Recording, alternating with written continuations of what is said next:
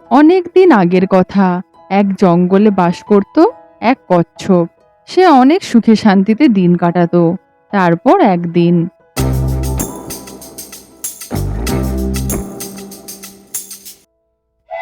ও খরগোশ, তুমি কেন তুমি আমায় সব সময় বিরক্ত করো?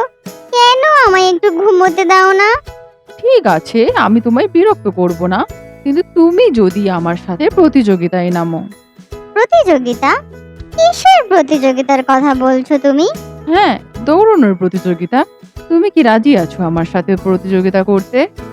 তোমার সাথে প্রতিযোগিতায় আমি কি করে পেরে উঠবো খরগোশ? তুমি তো অনেক জোরে জোরে দৌড়ো, আর আমি তো অনেক আস্তে আস্তে। ঠিক আছে, আমরা তাহলে দৌড়ানোর প্রতিযোগিতা করব না, আমরা এমন প্রতিযোগিতা করব যেখানে শেষ পর্যন্ত কে আগে পৌঁছতে পারে।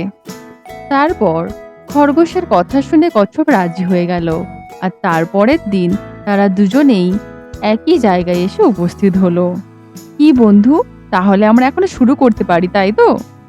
Get set start. তারপর তারা তাদের প্রতিযোগিতা শুরু করে খরগোশ তো লাফিয়ে লাফিয়ে এগিয়ে চলল, আর কচ্ছপ আস্তে আস্তে চলতে শুরু করলো। বেশ খানিকটা পথ যাওয়ার পরে খরগোশ যখন পিছনে তাকিয়ে দেখলো কচ্ছপ অনেক দূরে, দূর থেকেও সে কচ্ছপকে দেখতে পাচ্ছে না।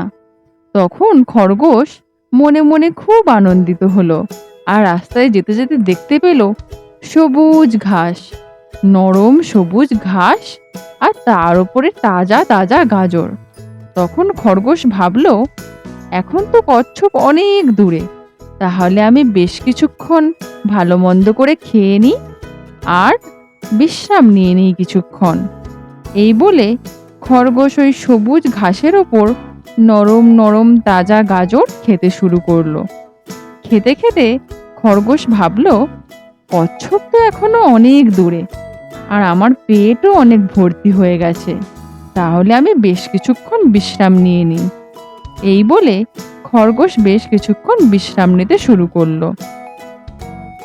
খরগোশ যখন ঘোর ঘুম ঘুমোচ্ছে, তখন কচ্ছপ আস্তে আস্তে এগিয়ে এসে সেই জায়গায় পৌঁছলো। কচ্ছপ তাকিয়ে দেখলো খরগোশ ঘোর ঘুম ঘুমোচ্ছে। সে সেদিকে তাকিয়ে দেখে একটা মুচকি হাসলো, তারপর আস্তে আস্তে এগিয়ে চলতে শুরু করলো। ঠিক এইভাবে যেতে যেতে কচ্ছপ তাদের প্রতিযোগিতার একেবারে শেষ প্রান্তে এসে পৌঁছে গেল। এদিকে খরগোশ যখন ঘুম ভেঙে দেখলো তার আশেপাশেও কচ্ছপকে দেখতে পাচ্ছে না, সে বেশ চিন্তিত হলো। তারপর ভাবলো, কচ্ছপ তো আমার আশেপাশে নেই, ও বোধহয় এখনো আমার থেকে অনেক পিছিয়ে আছে। তারপর খরগোশ হাঁটা শুরু করলো, আর হাঁটতে হাঁটতে এগিয়ে যেতে লাগলো। যখন সে শেষ প্রান্তে এসে পৌঁছলো, দেখলো যে কচ্ছপ সেখানে দাঁড়িয়ে হাসছে। এরপর খরগোশ এগিয়ে গিয়ে দেখলো যে সে অনেকটা সময় নষ্ট করে ফেলেছে, আর সে কচ্ছপের ক্ষমতাকে অনেক নিচে নামিয়েছে। তারপর খরগোশ মনে মনে অনেক অনুতপ্ত বোধ করলো। তো বন্ধুরা, এখান থেকে আমরা কি শিখলাম? যে কখনোই কারোর ক্ষমতাকে ছোট করতে নেই, আর নিজের লক্ষ্য স্থির রেখে সবসময় এগিয়ে যেতে হয়। তাহলে বন্ধুরা, ভিডিওটি তোমাদের কেমন লাগলো কমেন্ট করে জানিও, আর চ্যানেলটিকে সাবস্ক্রাইব করে দিও, যাতে পরবর্তী ভিডিও আসার সাথে সাথেই তোমরা নোটিফিকেশন পেয়ে যাও। ধন্যবাদ।